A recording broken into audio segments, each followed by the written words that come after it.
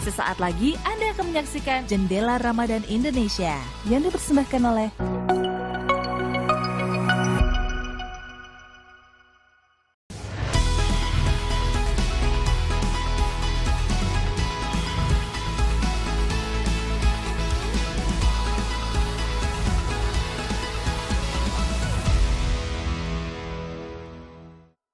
Apa kabar semuanya? Balik lagi di Jendela Ramadan Indonesia. Masih sama saya Deddy Corbuzier. Kita hari ini akan membicarakan hal yang paling penting dalam kehidupan kita. Apa itu? Nah gini, kita tahu nih ya, sekarang di masa pandemi nih ya, kita tahu ada COVID-19, kita tahu ya. Kita tahu bahwa kita harus menjaga keselamatan, kesehatan kita tahu. Tapi ada satu hal lagi yang paling penting di negara ini, yaitu tentang ekonomi. Bagaimana mengelola keuangan Anda. Jadi mengelola keuangan saat ini berbeda dengan mengelola keuangan pada saat Indonesia belum masuk pandemi. Tapi kita akan bahas dari semua sisi, karena semua orang terkena dampak ekonomi. Dan di depan saya ini sudah ada Bro Rosan Perkasa Ruslani, Ketua Umum Kamar Dagang dan Industri.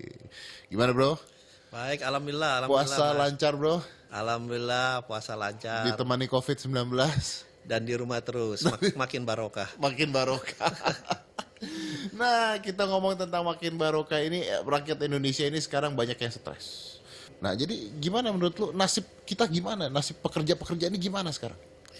Ya memang masa-masa sulit, masa-masa yang tidak gampang. Dan moodnya semua ini bertahan dulu lah.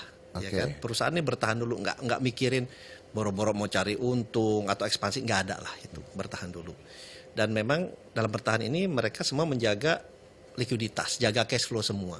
Karena kalau nggak ada cash flow, nggak ada duit ya perusahaan tutup. Ya, kapalnya hancur. Kapalnya hancur. Dalam keadaan ini memang ya kita berusaha semaksimal mungkin. Kan semua ini keadaan jeleknya seluruh dunia nih, hampir di semua sektor mengalami penekanan ekonomi yang sangat-sangat besar. Ya tentunya kita harapkan ya pemerintah juga hadir di sini. Dan kita lihat pemerintah sudah hadir, walaupun mungkin size-nya dan kecepatannya mesti ditambah dalam rangka kita menyelamatkan perekonomian dan keselamatan nasional secara keseluruhan, termasuk tenaga kerja yang harus kita utamakan. Tapi kan sekarang gimana? Perusahaan juga minta tolong sama pemerintah, bisa kah? Kita meminta pemerintah tentunya untuk menunda beberapa pembayaran. Malah kalau di banyak negara sampai negaranya yang menanggung pembayaran. Kita minta ada yang ditanggung dan juga ada yang ditunda, sehingga itu juga membantu kita dalam menjaga likuiditas dan juga berupaya semaksimal mungkin untuk tetap memberikan komitmen kita kepada para pekerja kita. Oke, jadi artinya pemerintah juga ikut membantu supaya perusahaannya tetap bertahan dengan cara ngurangin pajak dan sebagainya gitu. Iya, itu yang dilakukan di semua negara juga seperti itu. Pemerintah memberikan stimulus kebijakan dalam rangka supaya perekonomian ini tetap ya udah terjaga dulu, jangan sampai tutup lebih dahsyat lagi nanti akibatnya. Tapi kalau perusahaannya mem-PHK-kan pegawainya, apakah pemerintah diam saja? Di sini kan pemerintah, makanya saya bilang harus hadir. Ya, makanya selain faktor kesehatan yang harus diselesaikan, jaring pengaman sosial atau social safety net itu juga yang harus diprioritaskan. Jangan sampai rakyat kita ini lapar, itu tidak boleh sama sekali. Nah, dan social safety net ini memang sifatnya harus besar dan cepat gitu, yang diturunkan kepada rakyat kita. Tapi kan artinya kalau di PHK, lalu mereka nggak punya kerjaan, akhirnya menjadi tanggung jawab pemerintah rakyat ini kan? Ya, makanya kita sampaikan PHK atau rumah itu pilihan terakhir. Sangat-sangat pilihan terakhir. Dan kebanyakan ini sekarang ini dirumahkan. Kalau PHK kan juga mesti bayar pesangon, nggak mampu juga. Artinya di sini pemerintah juga sebenarnya bingung juga kan? Karena kan kalau misalnya perusahaan mau merumahkan atau mau PHK misalnya, terus pemerintah berharap supaya pengusaha tidak PHK. Tapi pengusaha juga tidak ada sumbangan apapun dari pemerintah juga kan untuk mempertahankan perusahaannya. Sebenarnya bantuan pemerintah kan bisa dalam bentuk stimulus dalam yang tadi sudah mulai dikeluarkan oleh pemerintah. Misalnya pajak ditunda dulu, ada saya contohin pajak PPh nomor 21, ini agak teknis sedikit nih, 21, 22, 25 itu sudah diberikan oleh pemerintah. Ada nggak kemungkinan juga kalau kita lihat sisi negatif, ada tidak kemungkinan perusahaan yang akhirnya mengambil ini sebuah kesempatan? Saya akui semua pengusaha bukannya malaikat juga, ya kan? Pasti ada aja yang melakukan misalnya moral hazard seperti ini, tidak tertutup, tapi bagaimana kita mencoba meminimalkan itu, ya kan?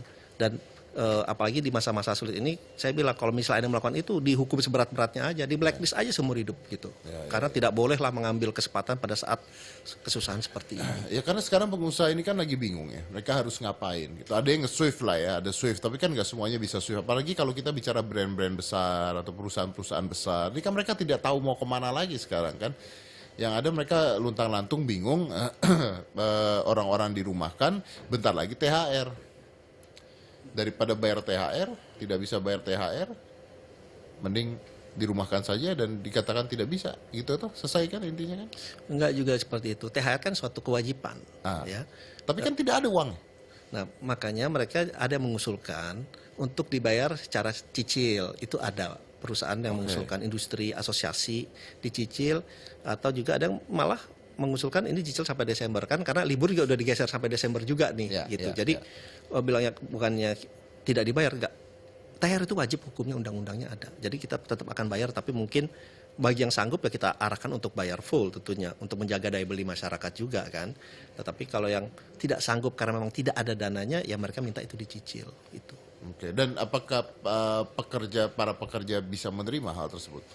Ya, ini dibicarakan kepada para pekerja, rata-rata kok diajak jujur para pekerja ini bisa mengerti kok, mereka menerima. Karena pada waktu perusahaan bagus kan mereka juga diberikan bonus seperti itu. Jadi selama komunikasi ini karena berjalan, ada alasan yang tepat ya. Iya, karena bukan ada alasan yang tepat. Iya, ya, bro, ini yang menarik adalah begini. Apabila misalnya pandemi ini selesai, ya, kita nggak tahu kapan ya.